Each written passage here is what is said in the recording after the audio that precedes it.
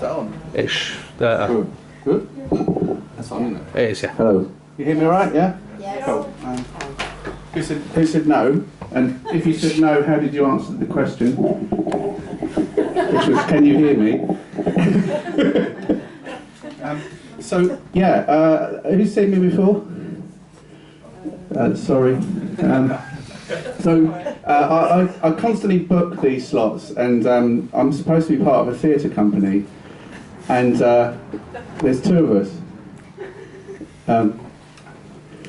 Except there never is there? So this month I decided to preempt it. So and also I always end up when I get blown out at the last minute, I always end up improvising.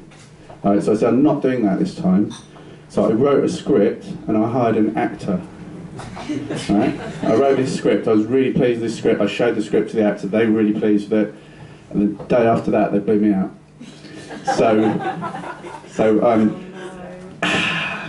So normally what happens is, because I'm always trying to defy the whole kind of poetry thing that happens here, and no offence to any poets, by the way, because I'm going to turn into a massive hypocrite in a second.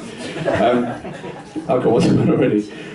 So I'm always trying to defy that and to do something different, and Roy very generously gives me time expecting me not to do poetry. So the normal expectation is that I would come up here, do some kind of bumbling introduction, and then just stare mutely at you, holding a picture of a boss-eyed Frenchman. So, but I'm not doing that. So I'm not going to do that. So the only thing I hate more than poetry itself is performance poetry and spoken. And the only thing I hate more than that is spoken word. And the only thing I hate more than that is the kind of Moonspoon June school of poetry writing.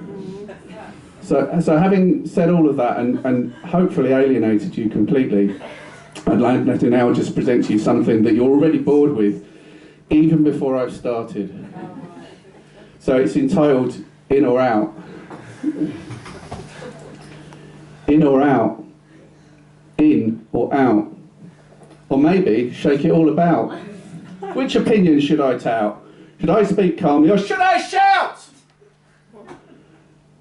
So you kind of got the gist. That's the bit. Hopefully, if you've learned that now, you can join in the next time it comes around.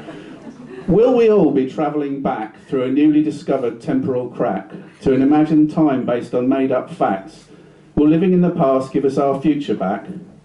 When we've given all the immigrants the sack, who will be left for us to attack to make up for our mental lack and how far we've led ourselves off track? Or will we stay inside the pen and sign away our lives again, sheltering from an imagined rain, preferring comfortable slavery to the threat of pain? You really do not have a voice when what's on offer is no choice. It's all a game of angled poise. Dodgy deals with dodgy boys, all set to Beethoven's Ode to Joy. The content of the argument is devoid, along with the life you once enjoyed, as you find out the economy was already destroyed and you've been living in a financial void. You'll soon be gainfully employed, making bombs to be deployed. In or out? In or out? Or maybe shake it all about. Which opinion should I tout? Well, there's 3 pages of this, by the way. So I hope you're comfortable. Or alternatively, should I speak calmly or should I shout? It's a neoliberal clusterfuck. The question really is potluck. Which version makes the fastest buck? I don't want to have a rut, but it makes no difference when you deconstruct what breed of chickens you're listening to cluck. As far as I can reasonably deduct, the whole lot of them fucking suck. So which of the opinions will you choose? Either way you're going to lose. These facts you're going to refuse and keep on buying fags and booze from a hypermarket near Toulouse. As dead refugees float by 2 by 2 from wars that are paid for by me and by you. What are you really going to do when the whole world is not enough for you? In or out? In or out? Maybe shake it all about. Which opinion should I tout? Should I speak calmly or should I shout? Some people are paying attention, that's good.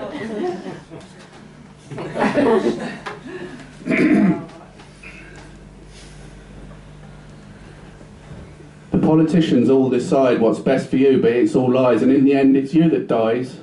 They own the earth, the seas and skies. They say they care, but just despise the little people passing by with each and every blackening lie. They take a bigger slice of pie and shout you down if you ask why. So in the end, why should you try to get your opinions heard inside the chambers where the wealthy hide? To recognise the genocide, to stand against the endless tide, resist the urge for suicide, reject the lifestyle that was supplied, close up the artificial divides and live your life with recovered pride. In or out? In or out? Or maybe shake it all about. Which opinion should I tout? Should I speak calmly or should I shout?